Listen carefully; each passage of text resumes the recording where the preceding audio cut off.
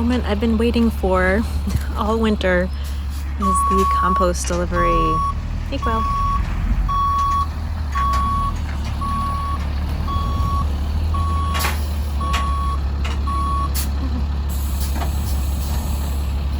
I ordered 6 yards of certified organic mushroom compost, and I used this same compost last year and had great results.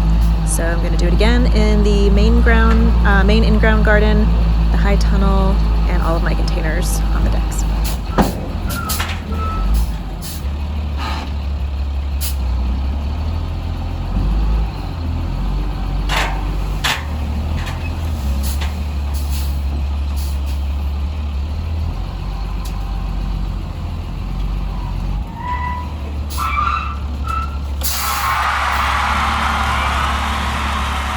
With 5 Acres Honey Farm. I am going to show you a little bit of the progress on my seedlings, and then I'm going to head out to the garden and start spreading some compost. I'm hoping to harden off most of these seedlings, the cold hardy ones, starting tomorrow. So for the next week, it's Sunday, and tomorrow it's supposed to be a little rainy, so I'm probably going to put them on the porch for a little while. Probably be good for them to acclimate to the outside temperatures without any intense sun. And then I should have a few days of good sunlight and getting them used to the sun exposure. And my plan is then to transplant all of the cold hardy seedlings next weekend so that I can sanitize these trays and start my herbs and tomatoes and flowers and all those other not so cold hardy seedlings. Before I show you the seedlings, I do want to share, and I'll share more when I get out to the garden area.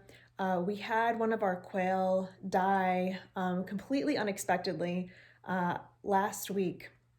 And we're fortunate here. We've got a lab at North Carolina State University in Raleigh. Here's Rollins Lab in Raleigh. It's directly across the street from the Museum of Art.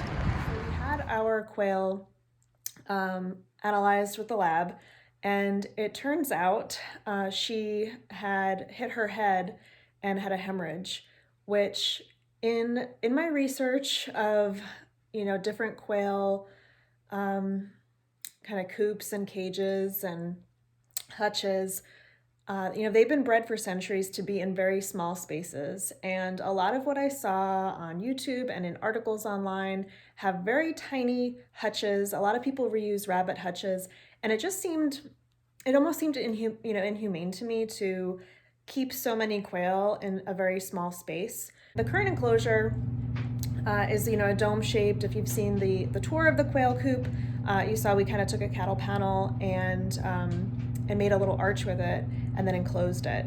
And so they have some space where they could, when they jump up really quick, they could hit their head, and that's what happened to our quail.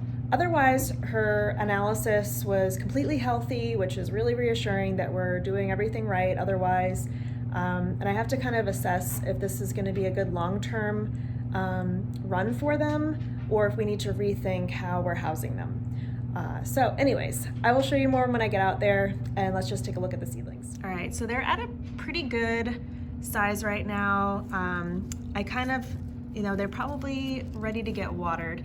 What I'm gonna do, since I'm gonna start hardening them off starting tomorrow, is I'm gonna do a diluted seaweed extract, and I'm still bottom water. I wanted to do my actively aerated worm tea, but I can't find my strainer bags where I put the worm compost, and so instead I'm just going to do the seaweed extract diluted, and then prior to planting them and when I plant them, I will do the worm tea. As you can see, I can stand comfortably in here at the highest point, and there's still clearance above my head. And the way that this kind of curves down when the quail jump up in the way that they do, they can hit their head at a bunch of different angles and heights. And I guess that's going to be more of a risk than we thought it was going to be. So last night at sunset, I raked out all of their bedding that had been in here for about 2 months. I had done layers and layers of leaves, and I raked out what I could right there, which I will now compost it in the garden.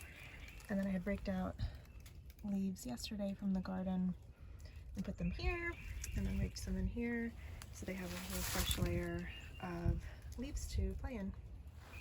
And it's time for them to wake up.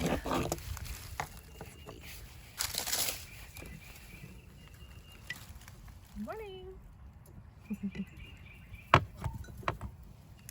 gonna come out? It's a little cold.